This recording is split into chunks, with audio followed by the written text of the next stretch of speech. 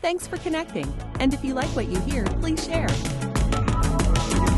If you love a sport and you want to destroy any love you have for it, work at the administrative side of that sport, because it just sucked the life out of me. So I was just like, but one of the main things in that job was networking.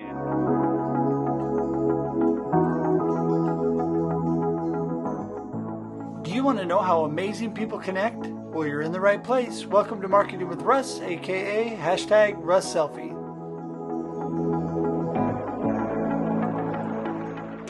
Today's episode brought to you by Tried and True Coffee of Corvallis, Oregon, home of Bespoken Coffee Roasters in Corvallis, and by Oregon Marketing Group, or OMG for short. For all your digital marketing needs and everything Google, call OMG. Hello, everybody, and welcome to another episode of Marketing with Russ, aka #RussSelfie. So great to have you all with us today. And today I have a local friend, Mr. Simon Date, who is the CEO of the Corvallis, Oregon Chamber of Commerce. Now, when we talk about amazing people who connect, which is the theme of this podcast, we are talking about the CEO, the big man that is in charge of networking and connecting in our area here. So, Simon, how are you doing? Good, man. That is quite the setup. That is quite the intro. High expectations now. Exactly. Expectations. So yeah, I really appreciate you coming on today. And before we jump into all that you're doing, I just want to remind everybody, my name is Russ Hedge. I am an inspiration specialist, a coach, motivational speaker. I love to connect with people. And the easiest way to connect with me is just to go to russhedge.com. That's russhedge.com. It has links to all of my social media, to my email, my phone number, any way you need to connect with me. In fact, you can even schedule time right on my calendar to meet with me in person on Zoom. I guess it's almost in person. And I'd love to chat and get to know you. So please go to russhedge.com and do that. Also need to mention that I'm also the author of Befuddled, Live the Life You Choose. Great, inspiring, encouraging book. And so if you haven't got your copy, it's available on Amazon and all online booksellers. And also, besides doing Marketing with Russ, aka #RussSelfie, also have a live show that we've just started this year called The Experience, Live with Russ and Scott. That airs every Wednesday, 7 a.m. Pacific Standard Time. So tune into that live in the morning or wherever you are. It might not be morning, but anyway, live at 7 a.m. Pacific Standard Time. So it's just a ton of fun and good information there. So without saying any more, I've said enough. We're going to go straight to Simon. Simon, tell us a little bit about where you came from and how you got to Corvallis, Oregon, doing what you're doing now. Well, it's actually, it's a long period of time, but yeah, actually, when I first came over, you probably tell from my voice, I'm not from here. I was born and raised in England, went to boarding school over there, and in 1993, so 27 something years ago, I got the opportunity to come over here for a vacation with my girlfriend at the time, and she lived in Astoria, so I came over for the summer. And just like any good young Englishman who comes over, I immediately wanted to play some soccer, which is not as big as it was back then, as it is now. So I ended up coming back up to Delta Park, playing a couple of pickup games. You know Kel's Irish Pub up in Portland. So I figured, hey, they'll know where there's a game. So I called them. Ended up getting a pickup game, and on the sideline was the new coach of Oregon State University, Jimmy Conway. So he ended up coming up to me after the game and just said, hey, basically, who are you? So we kind of got talking. He said, new coach down there, you want to come play for Oregon State? And at the time I was like, well, I was going to stay here for 2 months, but sure, sounds great. I'll stay here for 4 years instead. So that was honestly, it was literally like that. So I ended up coming over, and I ended up staying for 4 years, and now 27 years later, I'm still here. So it worked out all right. And actually, funnily enough, what's today? 14th. So in about 3 weeks, I go for my citizenship test. So I'm actually making it official after all this time as well. So that'll be kind of cool. That is awesome. That is so great. Yeah. So how did you get from soccer to working, because I know you were at a previous chamber up Right. north, and now Yep. you're in Corvallis. So how did you get from soccer to Chamber of Commerce? Well, it was by way of various different jobs. I mean, I've been lucky enough to work for some pretty cool companies. I worked with Adidas for a while. Hollywood Video, remember the old video Yeah. chain? I worked for Hollywood for I don't know 8 years. Ended up in a roundabout way working for the Oregon Youth Soccer Association. I worked for Apple for a little bit, Adidas, and then soccer brought me into the administrative side, and then I was in marketing and communication. So after a while, if you love a sport and you want to destroy any love you have for it, work at the administrative side of that sport, because it just sucked the life out of me. So I was just like, but one of the main things in that job was networking and communicating with members, right? Member clubs. So we had 50,000 kids playing, 92 member clubs, I think it was. So there's a lot of membership stuff, right? Back and forth. We dealt mainly with the clubs, and it's something I enjoy doing. It's well, a lot of like what you do. It's getting out, it's meeting people, it's being able to interact with them. So in a roundabout way, it sort of fell into that membership type thing. And like I said, towards the end, I was just I wanted to get back into the coaching side, which was prohibited out then, because obviously if you're in the admin side, there's a conflict there. So I got back into that, and then where I used to live over in Scappoose and St. Helens, go up to Portland, hang a left about 20 minutes and you're there. There was an opening at the Chamber of Commerce, and it was all membership based. So I was like, yeah, that sounds kind of cool. And like most people, didn't really know what chambers. So I mean, I knew what they did, but not really knew what they did. So I landed there and had an awesome time up there doing it. And then a few years later, heard the position down in Corvallis was open. I always said in the back of my head, one day that was kind of my first home. I want to go back to Corvallis and work there in some capacity, move there, live there, work there, whatever. And then this just kind of opened up, and I guess it was just on the cards. And now here I am. We're coming up on 2 years here now. So that's cool. Amazing. I know the first time we met, I knew you were perfect for the job. I'm blessed to be able to work with you at the chamber, as an ambassador and a board member and all of that, and which is great.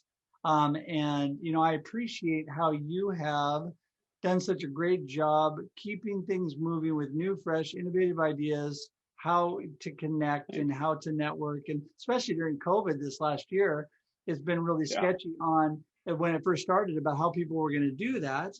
And obviously we have Zoom and things like that, but you really have really gone out of your way above and beyond to make sure things keep moving and everybody keeps connecting. And I really appreciate that about you.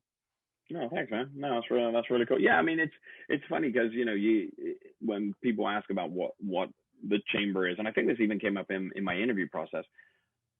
I sort of, everyone wants to elevate what they do, right? It's like, oh yeah, I'm this is very special what I do.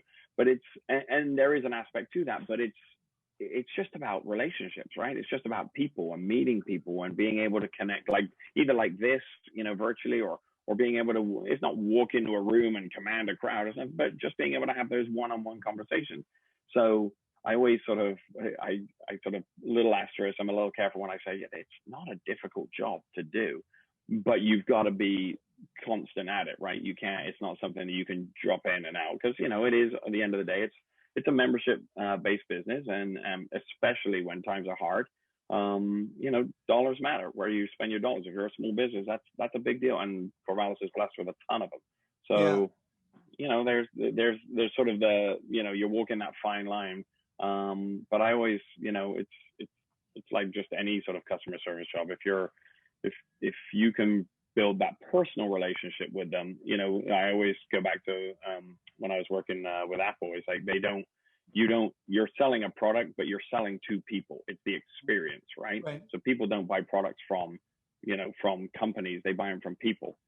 So Well, and with Apple, they're buying an experience. I think that's why Apple's been so successful. Mm-hmm. And when you talk about relationships, this is what is so interesting to me. So we're all different, right? Not everybody is as crazy and out there as I am, and you've seen me at enough networking. No one is.